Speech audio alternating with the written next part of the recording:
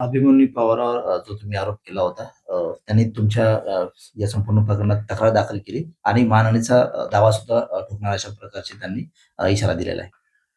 मुळात झालेले जे आरोप आहे आणि जो संशय आहे, त्या संशयाच्या अनुषंगानं चौकशी होणं, चौकशीला आम्ही सामोरे जात आहोत अशा प्रकारची भूमिका ही महाराष्ट्राच्या मुख्यमंत्र्यांनी आणि त्यांच्या बगलबच्च्यांनी घेणं हे कुठेतरी आवश्यक होती.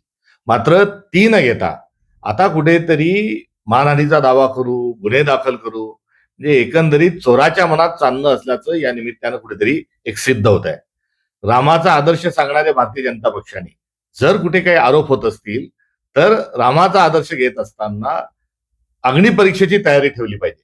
मात्र अग्निपरीक्षेची तयारी कुठलीही तयार नाही आणि रावणाचा असणारा अहंकार हा भाजपच्या ठाई हा वेगवेगळ्या माध्यमातून कुठेतरी निदर्शनास येत आहे. त्यामुळे या सर्व प्रकरणामध्ये जे आका आहेत त्या आकांच्या गँगचे जी टोळी आहे ती आता कुठेतरी सक्रिय झाल्याचं आढळून येतं. त्यामुळे देवेंद्र फडणवीसांचं जे झाड आहे, त्यांची जी मुळं आहेत, यांची जी वळवळ आहे, ही वळवळ या प्रकरणात कुठेतरी डाल में कुछ काला है या पुरी डाल काली आहे या दिशेने आता एकंदरीत हा प्रवास कुठेतरी सुरू आहे.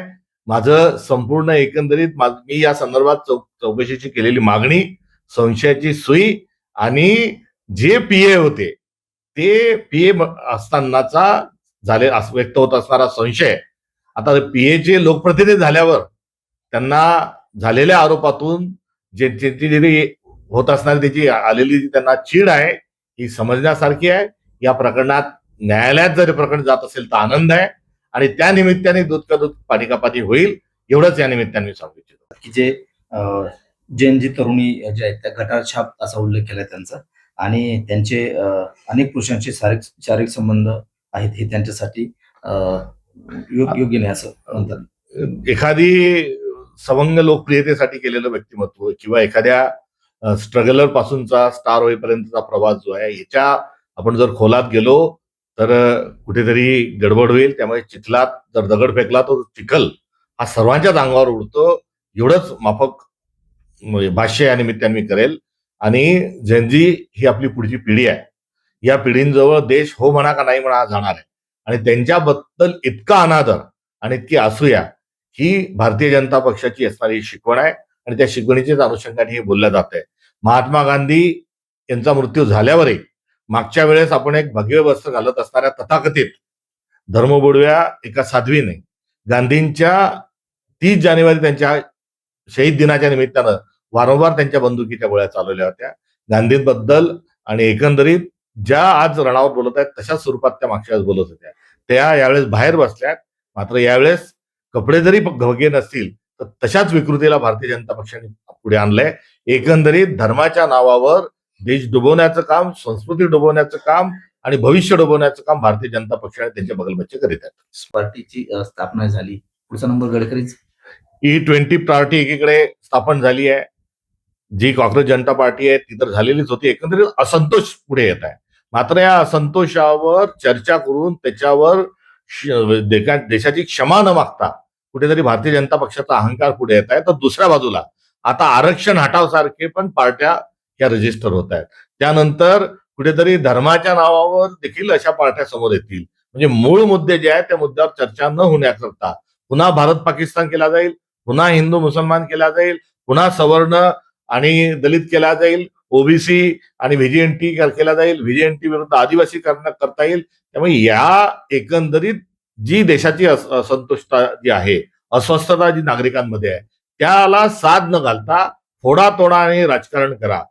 हा भारतीय जनता पक्षाचा इंग्रजांचा असणारा वारसा हा पुढे घेऊन येतील. त्यामुळे इथेलॉनच्या प्रकरणामध्ये गडकरींनी टोलकरींनी राजीनामा दिलाच पाहिजे ही एकीकडे मागणी आहे. मात्र आता स्वतःचा जीव वाचवण्याकरता इतरही अनेक थोडाचे प्रकार हे समोर आपल्या आल्याशिवाय राहणार नाही. मध्ये ज्या विद्यार्थ्यावर गुन्हे दाखल झाले किंवा ज्यांना मारहाण झाली, सध्या त्यांना त्रास होतोय, त्यांचा छळ होतोय, त्यांच्यावर गुन्हे दाखल झाले ते मागे याविषयी मागणी होते दीपिकेकडनं. भारतीय जनता पक्षाचा खरा चेहरा एव्हाना लोकांसमोर आलाय. ज्यांनी आपला असंतोष व्यक्त करणाऱ्या रील्स किंवा विविध पोस्ट ज्या समाज माध्यमांमध्ये टाकल्या होत्या त्यांच्या घरी जाऊन आता भारतीय जनता पक्षाचे कार्यकर्ते त्यांना धमकवत आहेत आणि त्यांना हे धमकवणं हे असभ्य, असंस्कृत आणि आपल्या संस्कारांना कुठेतरी डुबवणार आहेत. आणि या निमित्तानं भारतीय जनता पक्षाची विकृती समोर आलेली आहे. मात्र राहुल गांधींनी फार आधीच दरोमतचा जो नारा दिलाय त्या नाऱ्याला लक्षात ठेवत असताना पुढे जाण्याची आवश्यकता आहे. अशी कुठल्याही प्रकारची दमदाटी कुठे पण जर होत असेल तर त्यांनी ताबडतोबीनं महाराष्ट्र प्रदेश काँग्रेस कमिटीशी संपर्क साधावा. आम्ही त्यांच्या संपूर्ण चमूनिशी त्यांच्याशी 4 हात, 5 हात, 10 हात करण्याकरता तयार आहोत. होण्याची चर्चा सध्या सुरू आहे. काल सुनील तटकरे आणि मोदी यांची भेट झाली, कसा अंदाज लावतो? जी चर्चा चालू आहे ती चर्चा चालू आहे. वारंवार चर्चा होत आहे ती दुर्दैवी आहे. मात्र त्यांच्या पक्षाचे नेते सातत्याने त्याचं खंडन करतात. मला असं वाटतं त्याच्यावर विश्वास ठेवायला. की शेतकऱ्यांना त्रास झाला तरी चालेल, मात्र उद्योजकांना त्रास होता कामा नये. जे पोटात आहे, जे हृदयात आहे, जे डोक्यात आहे ते त्यांच्या ओठात आलं आणि यांना या देशातल्या शेतकऱ्यांशी, शेतमजुरांशी, सर्वसामान्य माणसांशी, विद्यार्थ्यांशी काहीही देणं घेणं नाही. फक्त उद्योगपतींचे चांगभलं करण्याकरता केंद्रातलं आणि राज्यातलं सरकार कार्यरत आहे. ही वस्तुस्थिती ते बोलून दाखवलेली आहेत. आता यांच्या या जाणून घेतलेल्या वस्तुस्थितीनुसार नागरिकांनी एकंदरीत उठाव करण्याची आवश्यकता आहे.